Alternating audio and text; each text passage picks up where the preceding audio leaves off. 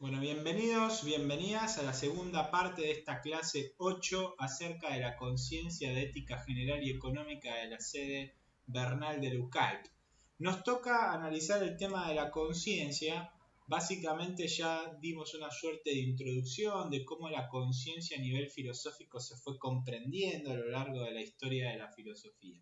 Hoy, en este momento, en este video, lo que vamos a hacer en esta segunda parte es analizar el tema de la conciencia y ver qué tipos de conciencia hay o qué definiciones hay, mejor dicho, de conciencia. Entonces la conciencia se nos presenta de diversas maneras, en principio. Si uno hace una suerte de repaso de conocimiento que uno tiene por la propia experiencia, va a decir que utilizamos el término conciencia de distintas maneras. En nuestra vida cotidiana utilizamos el término conciencia de distintas maneras. Entonces, una manera en la que solemos utilizar el término conciencia hace referencia al discernimiento moral, ¿no? Entonces uno dice, tengo que decidir esto en conciencia. Hacé esto, te lo pido por favor, en conciencia, ¿no? Tené conciencia de lo que estás haciendo, ¿no? Ese tipo de frases que uno suele utilizar. También utilizamos el término conciencia como condición de posibilidad para que se pueda dar el diálogo entre Dios y el ser humano, no condición de posibilidad en el sentido kantiano, lo digo de esta manera como la forma que, sino como aquello que tiene que estar para que haya diálogo entre Dios y el ser humano, ¿no? Desde una perspectiva cristiana o de una perspectiva religiosa en general, es en la conciencia donde se da este diálogo entre Dios y el ser humano. En tercer lugar, también rutinariamente utilizamos el término conciencia para referirnos a la capacidad de saber lo que pasa en nuestro alrededor. Por ejemplo, cuando uno tiene anestesia y se levanta y dice, recuperó la conciencia, ¿no? O se golpeó y recuperó la conciencia, recuperó la capacidad de saber qué es lo que le pasa alrededor. Pero a nosotros nos interesa lo que llamaremos conciencia moral, ¿no? Van a ver ustedes que existe la conciencia en el sentido bíblico, existe la conciencia en sentido psicológico, existe la conciencia en sentido intelectivo, la conciencia trascendental y la conciencia parenética.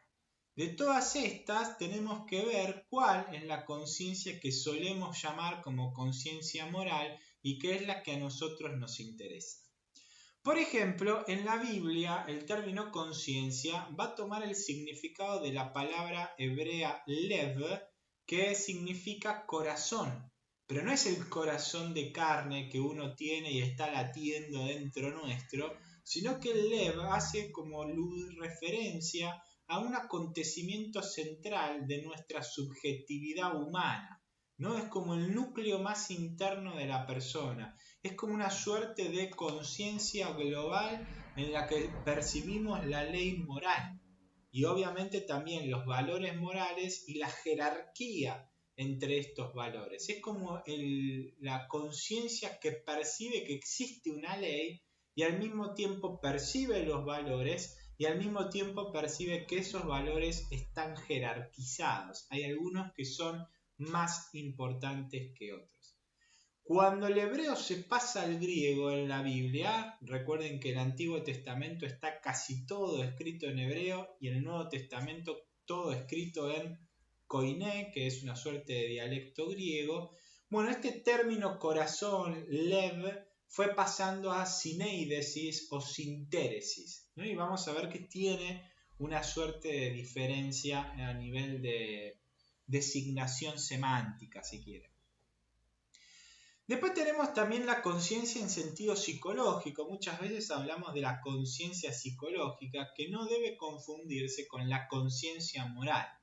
Desde la perspectiva psicológica, la conciencia es justamente psicológica y en este sentido está relacionada con la teoría psicoanalítica clásica del superyo, ¿no? Ustedes saben que la teoría psicoanalítica clásica divide al ser humano o el aparato intrapsíquico del ser humano en el superyo, el yo y el ello, ¿no? En este último radica, en el superyo, el origen del deber en la vida del ser humano. Dice que todos los mandatos paternos y maternos de la cultura y demás están de alguna manera introyectados en nosotros en esa parte del aparato intrapsíquico que se llama super yo. Pero en este no se pregunta el porqué de las cosas, por qué tengo que hacerlo o por qué no tengo que hacerlo. Son simplemente mandatos de alguna manera que están ahí y que nos van haciendo elegir una cosa o elegir otra, pero no es que reflexiona en torno a estos mandatos.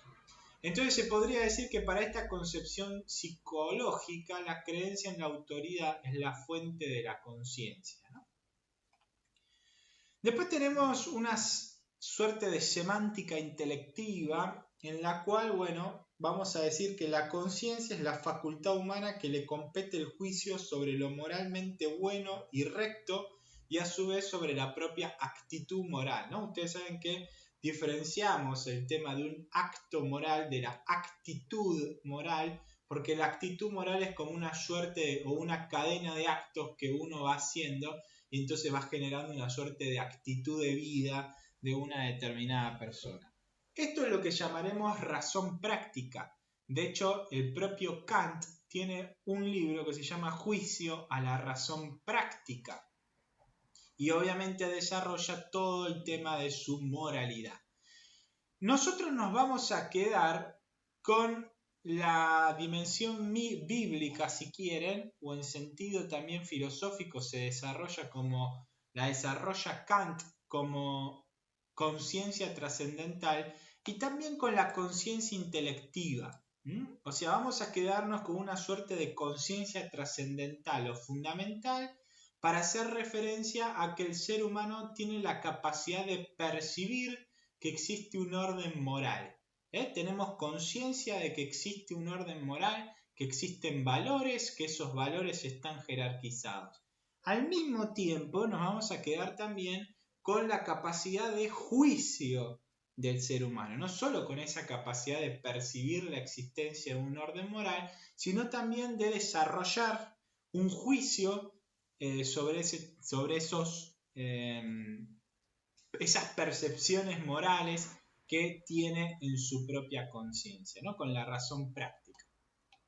Entonces nos vamos a quedar con estas, si quieren, con esto que les estoy marcando, que son de alguna manera, reúnen las dos condiciones, la dimensión más formal de la conciencia, que estaría de alguna manera ligada a la semántica trascendental, y la dimensión más material o la dimensión más específicamente operativa de la conciencia, que está relacionada con esta dimensión más intelectiva, racional, etc.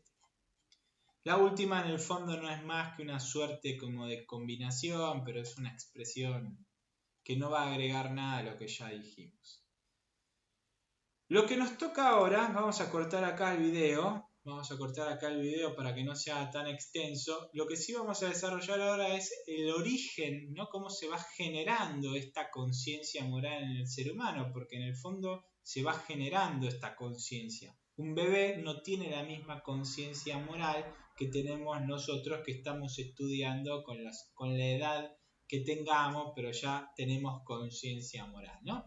Entonces, bueno, vamos a ver cuándo surge en la historia de una persona aproximadamente la conciencia moral. Pero eso lo vemos en el próximo capítulo.